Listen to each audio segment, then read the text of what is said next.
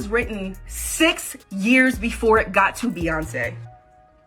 She got 25% of the song. The reason why people who work for Beyonce don't talk is because they're all on NDAs.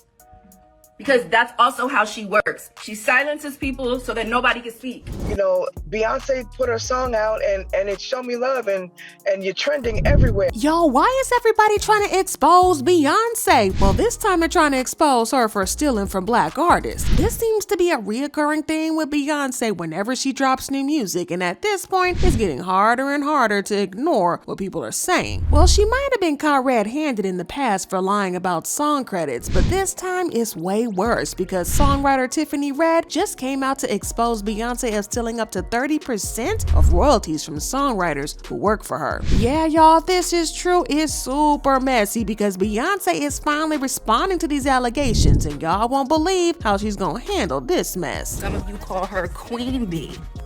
Y'all call the internet Beyonce's internet. It would be amazing if Beyonce was paying every single songwriter that's on the project for the songs that they're writing. It would be amazing if Beyonce paid a session fee to the songwriters and producers that are working with her. Y'all, it's a whole Black History Month, and while everybody's out here trying to lift every voice and sing, Beyonce's getting exposed for stealing from black artists. There has been a lot of talk in recent years about how she's constantly taking from black artists and then hides her hands whenever she's called out for it, because she knows the Beehive will fight her battles no matter what. But we gonna break it down and let y'all decide who's telling the truth and not. When she dropped Renaissance Act 1 in 2022, listen y'all, there was so much controversy attached to it, and that controversy made a whole lot of noise. First, there was the issue of Azealia Banks coming out and acting like, well, Azealia Banks acts. Y'all know how messy she is, so it's not surprising that she started acting out and trying to drag Beyonce for venturing into house music instead of sticking to R&B. Well, Azealia wasn't the only one who came with the drama, because we soon found out that Beyonce didn't do her due diligence on the song Break My Soul. Now, for those of you who don't know, You Won't Break My Soul is a sample of Robin S.'s song, You Got to Show Me Love. But when we found out that Beyonce didn't even give Robin S. a heads up before the song was released, it was a problem, because Robin S. didn't know anything about her song being sampled, and she only heard about it when her son called her to tell her that she was trending on social media. It doesn't have to be confirmed. The singer knows her songs. And my son called me and he's like, Mom, you're trending all over the place.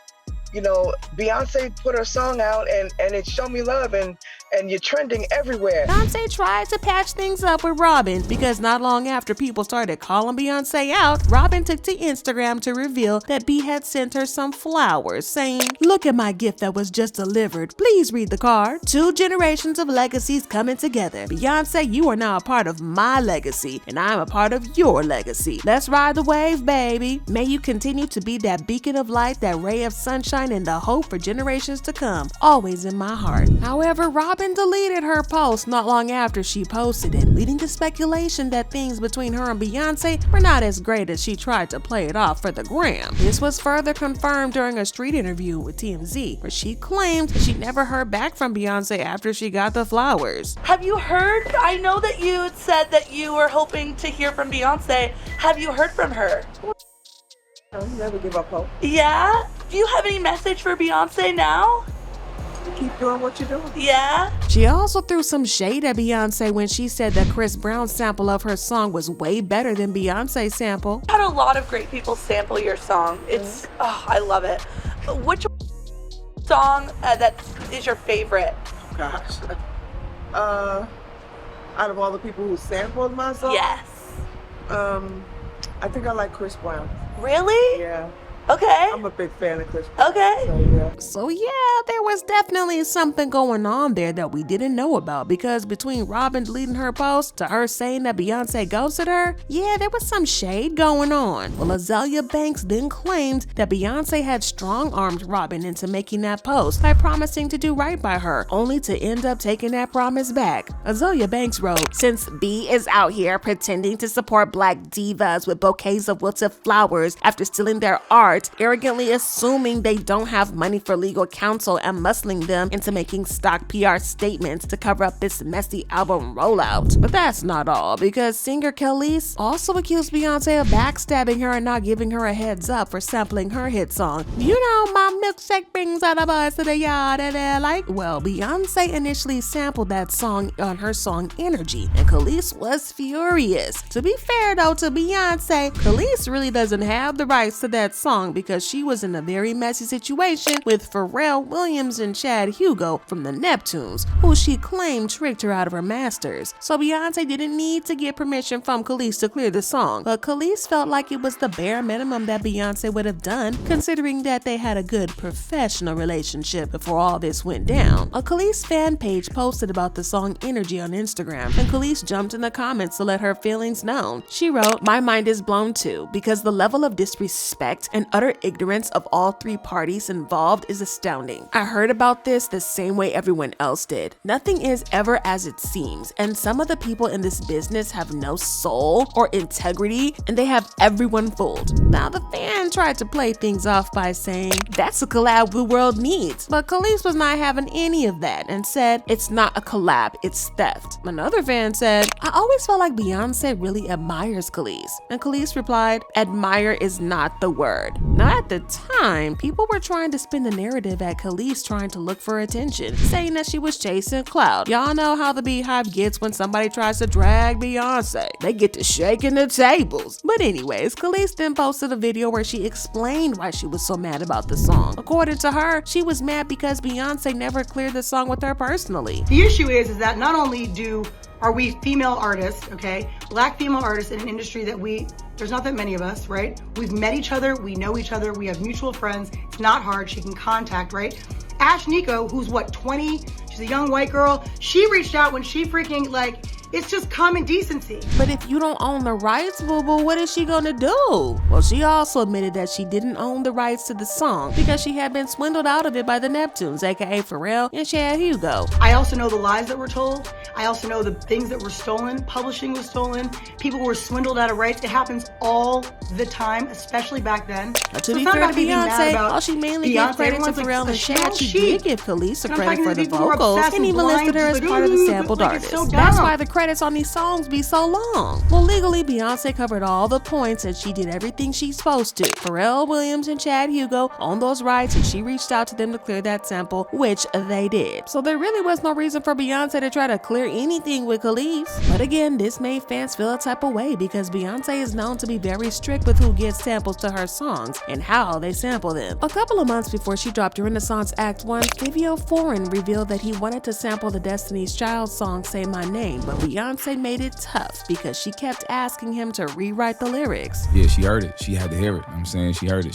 She made me. It was a little vulgar, a little bit for her at first. So you cleaned it up? Cleaned it up. I cleaned it up. Cleaned it up a little bit. I cleaned it up. Beyonce was like, nah, I'm not clearing this unless you change it. So with her doing all that, fans felt like she was dead wrong for not giving the same respect to Kelis. And as this person put it, when Fivio sampled Destiny's Child, Beyonce reached out to him to tell him that she ain't like it and to change it. She has every right as an artist. I feel like Kelis is just asking for the same respect. But Beyonce finally settled that drama by removing Kelis' sample from the song altogether and removing Kelis' vocals from the samples. Well, Beyonce is now gearing up to drop Renaissance Act 2, and again, she is being exposed for stealing from black artists who worked on the album. Songwriter Tiffany Red went live a couple of days ago to expose Beyonce for not only having unfair business practices, but how she also bullies the victims into silence. Now, before we get into what Tiffany had to say, let me give you some context so you understand what's going on. See, usually when it comes to music publishing, it usually goes to the songwriters who wrote the song, but sometimes artists try to exert their influence and take a cut of the publishing, even when they didn't write any part of the song. And unfortunately, Beyonce is one of such artists who has been accused of this in the past. So not only does Beyonce take the lion's share of the publishing royalties, but she also allegedly takes credit for the songs even though she didn't write them. She has been caught red-handed straight up lying about writing credits before. Take for example her song Bow Down, where she claimed that the reason that she had written the song was that she felt angry about some love that was was lost and she had been forced to endure it. In an interview, she said, "I went into the studio and had a chant in my head. It was aggressive. It was angry. It wasn't the Beyonce that wakes up every morning. Imagine the person that hates you. Imagine a person that doesn't believe in you, and look into the mirror and say, 'Bow down, B,' and I guarantee you feel gangster." Well, that turned out to be a lie, because songwriters Rock City revealed that they actually wrote the song. Even wilder, the song had originally been intended for Rihanna, but she passed on it, so it went to Beyonce instead. Yeah, so allegedly Beyonce sometimes moves shady when it comes to stuff like giving credit and giving songwriters their publishing. I mean, the label that she owns already takes a huge chunk of the publishing, and songwriters barely get paid much these days anyway. But they can't complain, because according to Tiffany Red, she slaps them with airtight NDAs. Well, anyways, y'all remember how Jay-Z called out the Grammys for not giving Beyonce Album of the Year? Well, Tiffany shaded him on Instagram, saying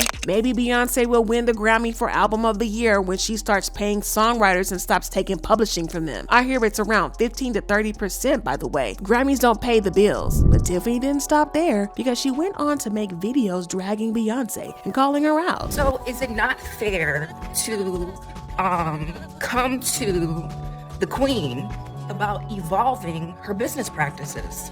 This is not the same music industry it was when she first started. Publishing makes far less money than it used to. If you're not writing a single, you're not making any money. So every percentage that we get of publishing matters, because it's all we got and it's worth so much less now. But does that stop her from taking publishing despite that? No. Would I like to see a change? Would other songwriters and producers like to see a change? Yes. How do I know? Because they tell me all the time. Y'all, Tiffany was very clearly upset about this, because she even went live to say this. I talked to somebody yesterday. Somebody's a manager of somebody who is a writer and producer on Renaissance, okay? The record is one of y'all faves. The song was written 6 years before it got to Beyonce. She got 25% of the song. And here's the thing. The reason why people who work for Beyonce don't talk is because they're all on NDAs. Because that's also how she works. She silences people so that nobody can speak. Yeah, y'all, it's very messy. You would expect something better from Beyonce if all this is true, because her entire thing is being a feminist and a champion for equality and all that stuff. So to hear that she has been treating artists like this is low-key disappointing, if it's true. But according to an insider, Beyonce is unbothered by this because she doesn't believe that she did anything wrong. Beyonce believes that she didn't do anything wrong, because she didn't exactly hold a gun to the writers' heads and force them to write for her. They made the choice, signed the NDA, and knew what they were up against. So them complaining had nothing to do with her. They made their choices of their own free will. So it's ridiculous that they're now complaining. Well, fans have definitely been putting in their 2 cents and leaving comments like, "I believe her. This is the same Beyonce that says she wrote Irreplaceable when Nia was the only one who fully wrote the song. She did the same with Ryan Tedder. He wrote Halo in full, but somehow that lady is in the credits."